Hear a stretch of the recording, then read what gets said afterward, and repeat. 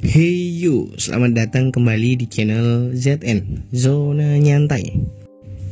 Sebelum memulai videonya, admin ingin menginformasikan jika setelah episode kali ini ada beberapa cerita atau adegan yang agak sensitif gitu. Nah, setelah admin memikirkannya, admin mendapatkan ide bahwa admin tetap akan memasukkannya dalam video. Namun, pas di plot yang sensitif, admin akan diam tidak berbicara dan akan menampilkannya agar kalian yang membacanya sendiri. Tidak banyak kok, cuman menurut admin agak terlalu vulgar gitu. Seperti biasa, semoga kalian diberi kesehatan dan rezeki yang melimpah. Bagi yang belum subscribe, silakan tekan tombol subscribe-nya. Like juga jika kalian menyukai videonya. Dan juga coret-coret kolom komentarnya. Oke, semoga kalian terhibur dengan cerita kali ini.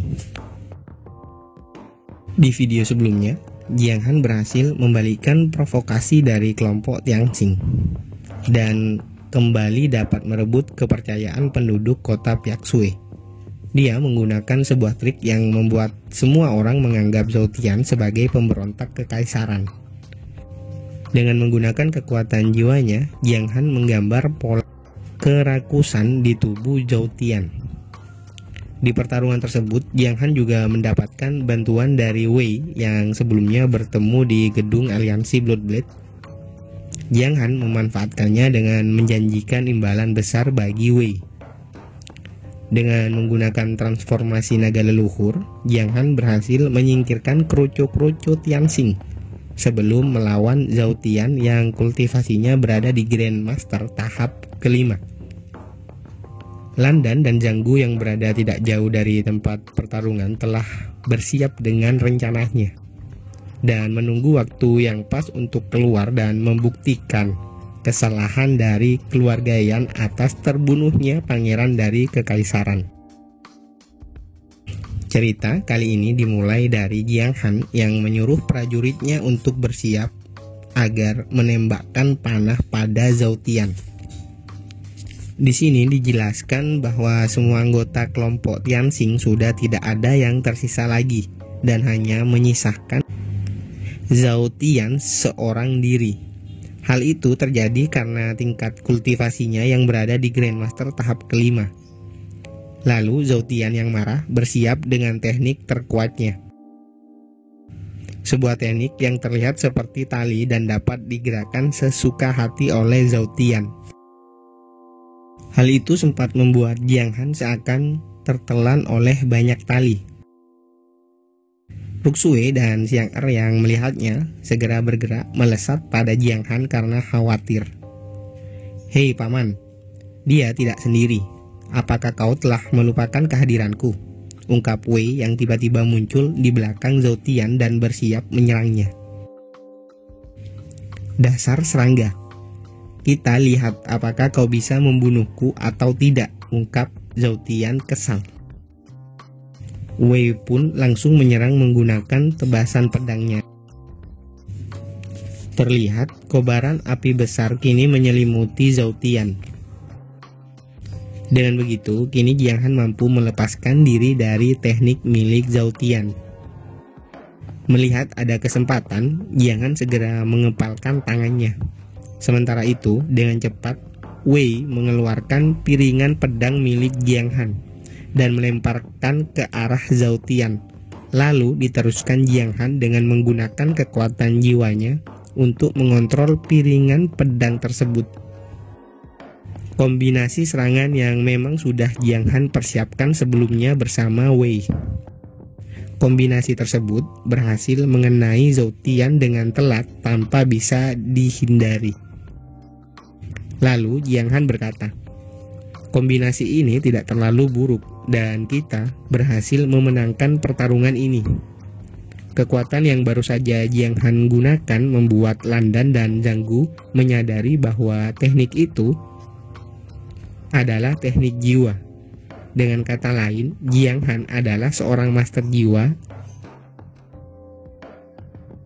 Dugaan mereka sebelumnya terbantahkan sekarang. Landan langsung menampar Zhanggu karena menurut Landan, Zhanggu yang sudah lama tinggal di kota Piaksue tidak mengetahui secara detail informasi tentang Jiang Han yang merupakan master jiwa. Jiang Han dan Wei terlihat bercanda senang setelah mengalahkan Zhao Tian. Namun beberapa detik kemudian, wajah Wei berubah menjadi suram. Setelah Ruxue meneriaki Jiang Han, Ruxue berlari menghampiri suaminya. Dia langsung memeluk Jiang Han. "Syukurlah kau baik-baik saja suamiku," ujar Ruxue bahagia. Beberapa percakapan manja pun terjadi di antara mereka. Namun fokus admin teralihkan pada tangan Jiang Han. Kenapa autor atau penulisnya mengeluarkan efek di sekitar tangan Jiang Han? Apakah itu sebuah ceplesan? Iya, Ruxue sudah berubah. Dia sudah sangat berbeda dari sebelumnya. Selama masalah ini terselesaikan, pasti dia akan tetap seperti ini. Dengan kata lain, malam pertamaku sudah semakin dekat, ujar Jiang Han dalam hati. Begitu, berakhirlah pertarungan melawan kelompok Tianxing. Dan pertarungan tersebut dimenangkan oleh keluarga Yan atau Jiang Han. Terlihat kini mayat-mayat dari kelompok Tianxing yang berserakan mulai dikumpulkan oleh prajurit penjaga kota. Akan tetapi, beberapa saat kemudian, datanglah Landan dan Zhanggu di tempat tersebut. Zhanggu langsung berteriak dan mengatakan jika dirinya menemukan bahwa Jiang Han telah bekerja sama dengan bandit He Fengzai dan membantai habis orang-orang di keluarga Zhang. Jiang Han juga mengusir Zhanggu dari kota Piaksue untuk menutupi kesalahannya selama ini. Lalu, Landan mengatakan bahwa dirinya sebagai orang perwakilan dari istana prefektur akan mengadili Jiang Han dengan sangat adil atas tindakan kejahatannya. Mereka berdua, Landan dan Zhanggu, sengaja berakting untuk memprovokasi orang-orang di kota Piaksue sekaligus membungkam Jiang Han. Setelah itu, Zhanggu mengeluarkan beberapa buku catatan. Dia mengatakan bahwa buku di tangannya adalah catatan keuangan Jiang Han sekaligus merupakan sebuah bukti jika Jiang Han dan bandit He Fengzai melakukan perdagangan manusia. Jiang Han pun terkejut. Dia tidak menyangka bahwa dirinya akan diserang di bagian keuangannya dan bukan tentang kematian pangeran kekaisaran.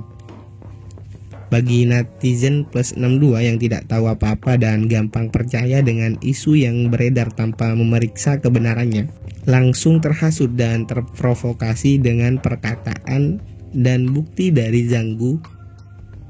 Mereka kini meneriaki Jiang Han agar cepat dihukum. Ruxue mencoba membela Jiang Han dengan mengatakan bahwa Zhanggu sengaja melakukan ini untuk merebut kursi tuan kota saat ini. Namun, Zhanggu terus-menerus memprovokasi untuk semua orang memeriksa keuangan keluarga Yan sekarang. Di situasi ini, Jiang Han tidak diuntungkan karena perkataan Zhanggu ada benarnya. Jika kalian ingat, sekarang Jiang Han telah bekerja sama dengan aliansi Bloodblade untuk menjual batu energi. Jadi, pemasukan uang dari keluarga Yan memang lagi meningkat saat ini. Di samping itu, Jiang Han juga merahasiakan sumber daya batu energi miliknya kepada semua orang di kota Piaksue.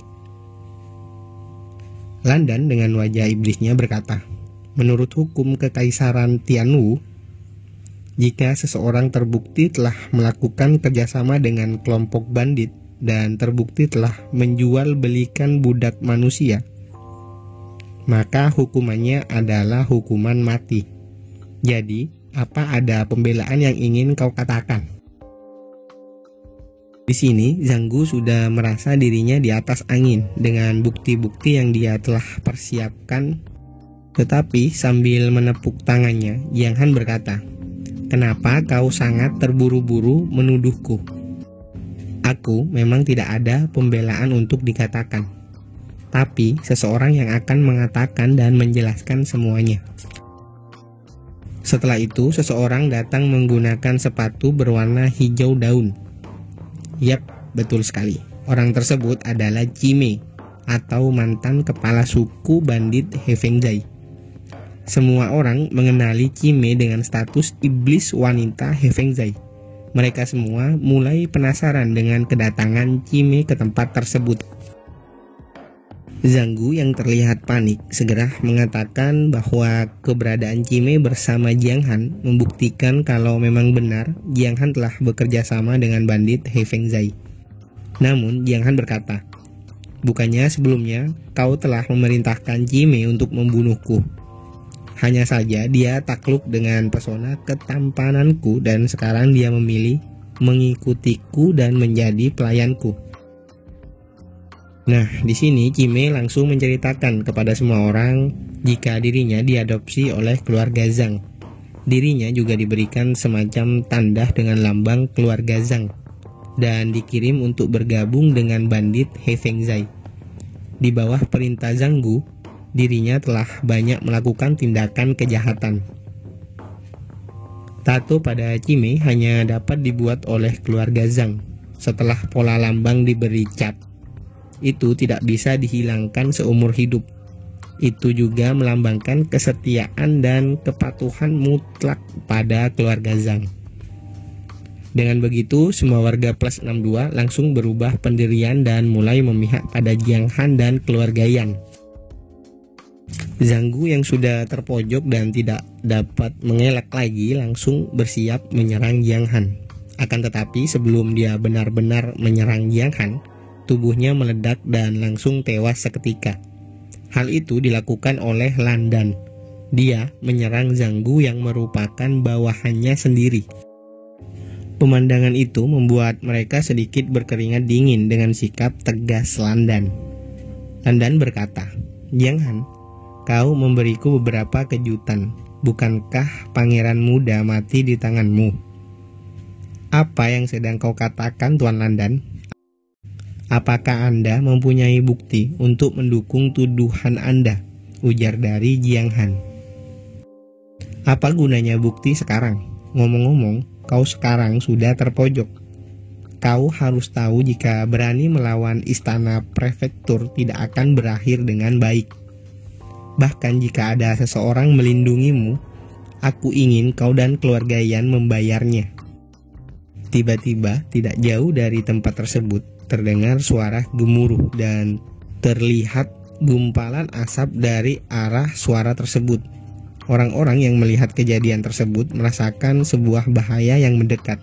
Mereka kemudian segera berlari menjauh dari tempat itu. Hal itu ternyata disebabkan oleh kedatangan dari gerombolan binatang buas dari pegunungan Black Rock. Jiang Han yang marah berkata, "Jadi kau yang telah mengendalikan serangan dari binatang buas sebelumnya?" Dengan tawa jahat, Lan Dan membenarkan perkataan Jiang Han. Di sini Lan Dan menawarkan Jiang Han untuk menjadi bawahannya dan bergabung dengan kekaisaran prefektur.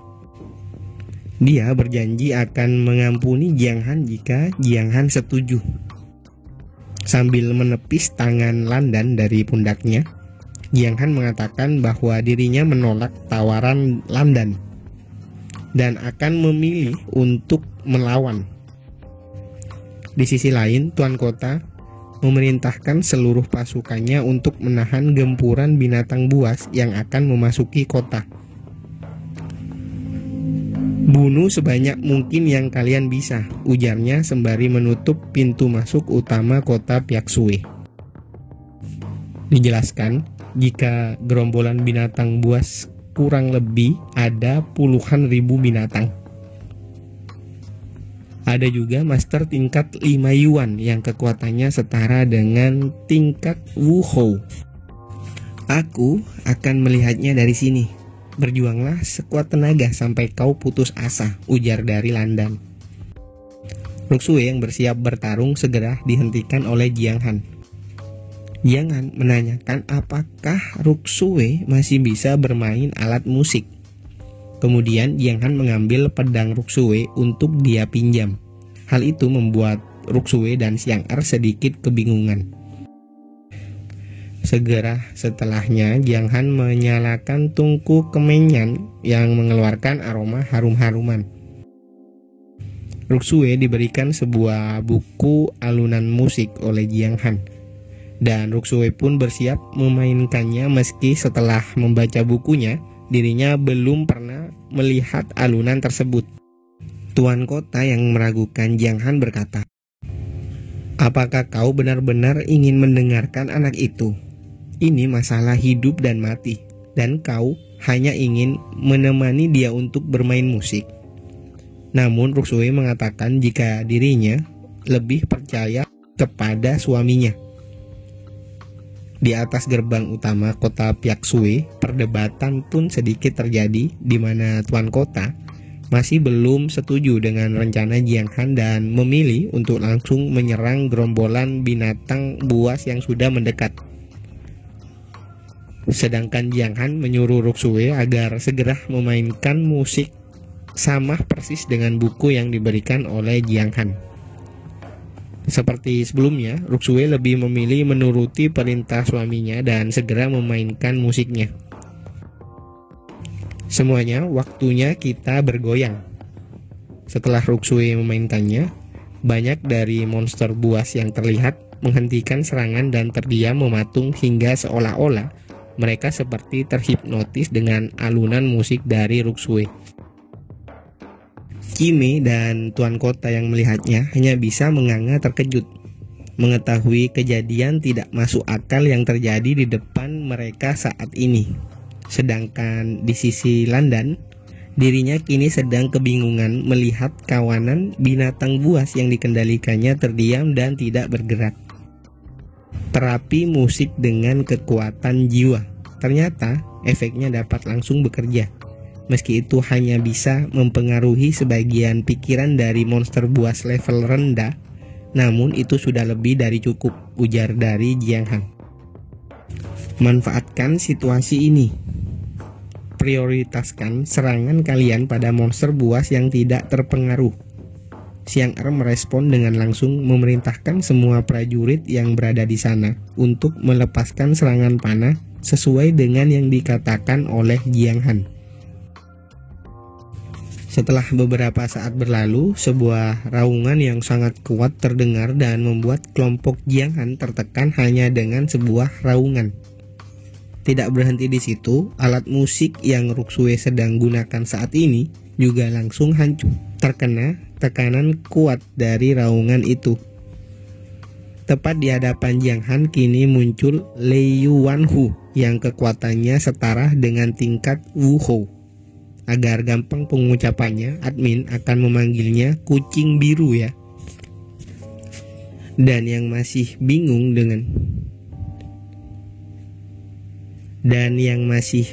dengan tingkatan kultivasi dapat melihatnya di deskripsi. Admin sudah mencatatnya di sana. Kucing biru ini layak menjadi base tingkat 5. Tekanan ini bahkan lebih kuat dari tekanan naga hitam yang aku temui sebelumnya, ujar Jiang Han yang berusaha menahan tekanan dari kucing biru. Kemudian, kekuatan seperti sambaran petir dikeluarkan oleh si kucing biru untuk menyerang Jiang Han. Itu membuat Ruksue terkejut. Dia meneriaki nama suaminya karena khawatir. Serangan itu mengenai telak pada seluruh tubuh Jiang Han. "Halo kucing bodoh," ujar Jiang Han yang mulai keluar dari reruntuhan yang menimpanya. "Aku belumlah mati dan masihlah hidup. Lawanmu adalah aku." Ruksue dan ayahnya tersenyum senang melihat Jiang Han masih hidup dan mampu bertahan dari serangan dahsyat barusan. Berbeda dengan Landan, dirinya terlihat masih belum percaya dengan apa yang terjadi. Kucing biru kembali menyerang Jiang Han. Jiang Han bersusah payah menghindari serangan tersebut. Pasalnya bisa bertahan dari serangan pertama tadi itu karena adanya bantuan dari armor naga setelah dirinya bertransformasi ke mode naga leluhur. Jiang Han mencoba menyerang dengan cara menebasnya. Namun dengan cepat, kucing biru menghempaskan ekornya ke arah Jiang Han, dan itu kembali mengenai Jiang Han dengan telak. Jiang Han yang terlempar kembali berdiri sembari menahan luka dalam yang diderita setelah terkena beberapa serangan dari kucing biru. "Biarkan aku membantumu," ujarnya sembari mempersiapkan sebuah teknik di tangannya. Piringan pedang Jiang Han keluarkan dan dia kontrol ke arah biji kucing biru. Di sana itu benar-benar tempat yang paling rentan. Serangan tersebut juga terkena telak dan membuat si kucing biru berteriak kesakitan sampai mengeluarkan air mata. Lalu dari atas langit muncul sebuah pedang yang mengarah ke tempat Jiang Han. Pedang tersebut dikatakan Landan sebagai pedang Qi. Pedang Qi itu mengarah langsung dan menghujam pada si kucing biru. Saking kuatnya serangan tersebut, perhatian semua orang kini tertuju pada arah serangan pedang Qi, di mana Jiang Han juga berada tidak jauh dari tempat tersebut. Efek ledakan yang sangat dahsyat hingga membuat area sekitar bergetar dan menimbulkan sebuah tekanan yang kuat. Inikah tingkat harmoni antara manusia dan alam? Dari mana Jiang Han mendapatkan pedang tersebut? Ujar Landan yang kembali tidak percaya dengan apa yang terjadi saat ini.